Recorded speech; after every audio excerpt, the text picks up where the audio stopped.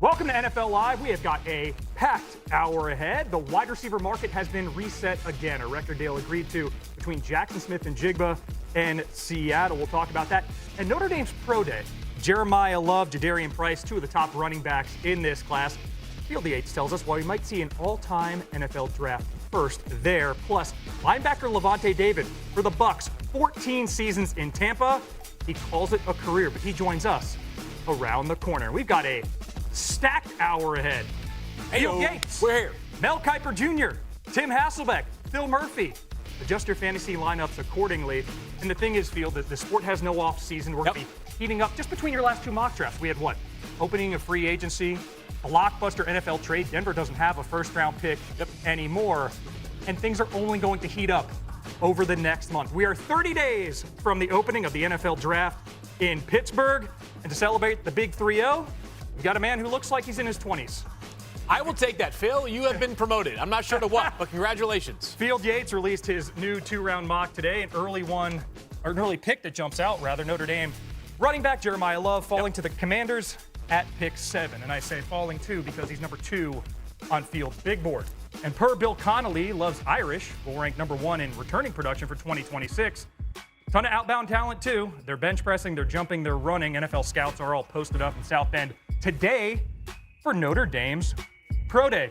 Field, let's start, though, with Jeremiah Love. And I mentioned it. He's number 2 on your big board. Available to Washington at 7. Take us through the thought process of how that happened. Yeah, the question that Tennessee at number 4 and the Giants at number 5 has to ask themselves is how much are they going to value positional value? When you think about teams that have won in the NFL at the highest level in recent years, the Seahawks just won the Super Bowl with Kenneth Walker III, a second-round pick, playing in the final year of his rookie contract. They then had Kenneth Walker III depart in free agency. Does Tennessee or do the Giants feel like they are far enough along in their roster-building process they're going to use a premium pick on a player that plays a non-premium position?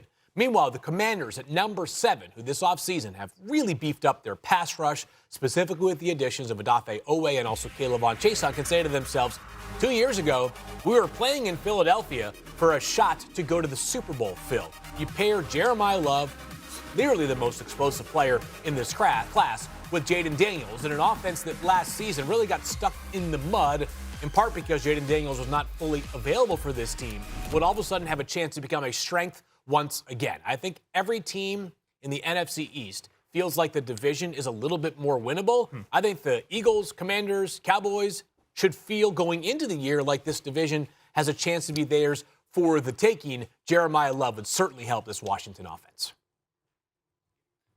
Field, you heard me talk about the field of the offensive line and the wide receivers and the tight ends and all the positions that we talk about. Hey, where could teams go, right? Don't take a running back in the first round. You take a running back who can catch the football in the slot or wide, who's multidimensional over everybody else. So that running back philosophy goes by the boards when you got a Jeremiah Love. I watched this kid throughout his career at Notre Dame. He doesn't fumble the ball. He is a fear factor player, and that's something Jaden Daniels will have next to him, and that will be something defenses really have to worry about. So you can talk about all the other positions, say, hey, Kiper, you said go that route. Don't take the running back. This kid is special, and you'll talk about the game-breaking ability he has as a runner, how dependable, reliable he is, and how multi-talented he is. For the Commanders, Adam Peters, where was he? He was with the 49ers. They had Christian McCaffrey, right?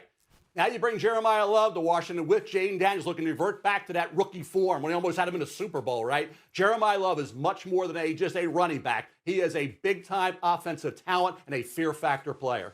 And, Tim, if you look at the teams picking ahead of Washington, right, if you're picking in the top 6, you got a few needs. Do you think Love will be available for Washington at 7, or will he go earlier?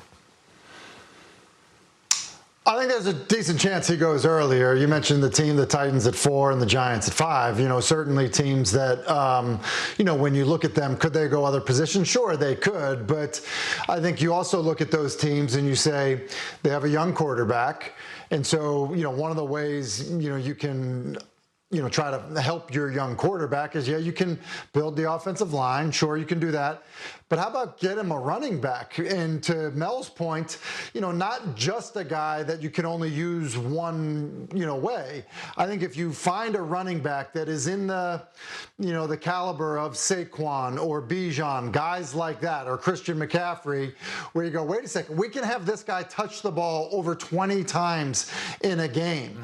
Nothing helps a quarterback as much as that helps a quarterback. And so I could see, at a position that's been, quote unquote, devalued in the National Football League, I could see Love going that early because of the impact a rookie running back can have on an offense, just based on the volume in terms of touches and impact that he can have on an offense.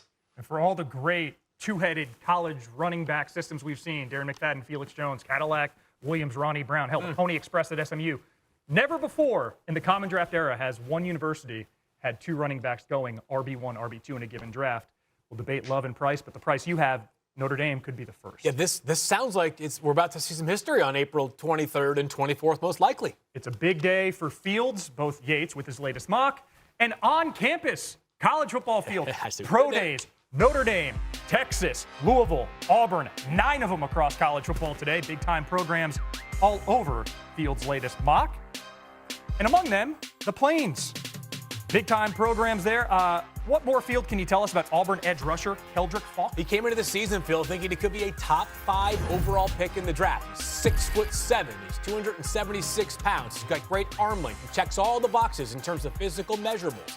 But he had just 2 sacks this past season after 7 as a true sophomore back in 2024. Now he's got some positional versatility. He can play on the end. He can play lined up over the center. Those big arms get in the way of passing lanes. That being said, you watch the tape last year and you're saying to yourself consistently, we want more. We never really got it out of him.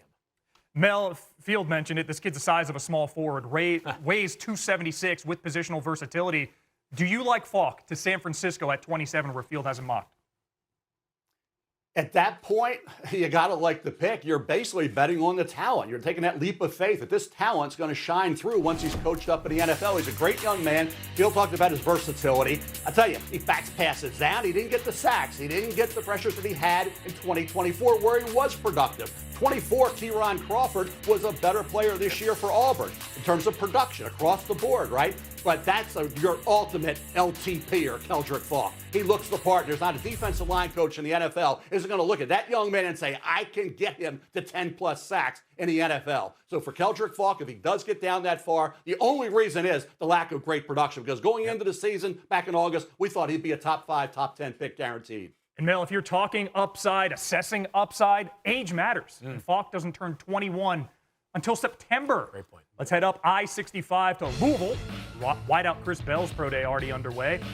Field, late season ACL tear for Bell. Where do you see him landing? Tricky player to place because of that ACL tear, but I have him going in the second round of the Los Angeles Rams. He's 6'2", 222 pounds. Keep in mind, for the Rams, they got Puka Nacua and Devontae Adams. So they need a wide receiver to win meaningfully this year.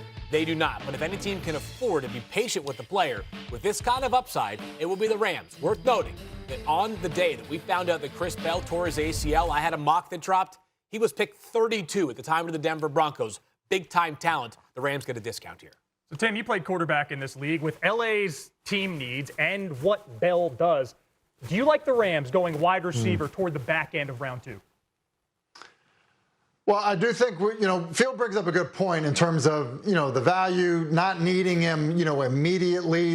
So it is, I think when you get to picks 22 and beyond, you're kind of talking about luxury areas for teams that are good, which the Rams certainly are. So, and then when you look at just the investment at the wide receiver position that you have currently at the Rams, nobody there that's on their roster was a high round draft pick at the receiver position. So I do think that you need to go in cycles where you need to start investing higher picks at certain positions where you've maybe just outpaced the market with getting Puka in the 5th round, signing an older veteran player like Devontae Adams. So I don't hate the idea because the need's not immediate, but at the same time you get the value and eventually you are going to have to invest in the position. Yeah, and if the knee's healthy at 6'2", 222, more than 17 yards per catch as a junior, at worst, that is enviable depth that Matt Stafford won't mind having.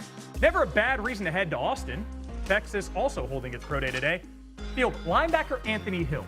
Where do you have him landing? 41st overall, the Cincinnati Bengals, who desperately need linebacker help. 17 sacks, 7 forced fumbles over 3 seasons for Anthony Hill. An explosive athlete. The biggest question mark is he more athletic?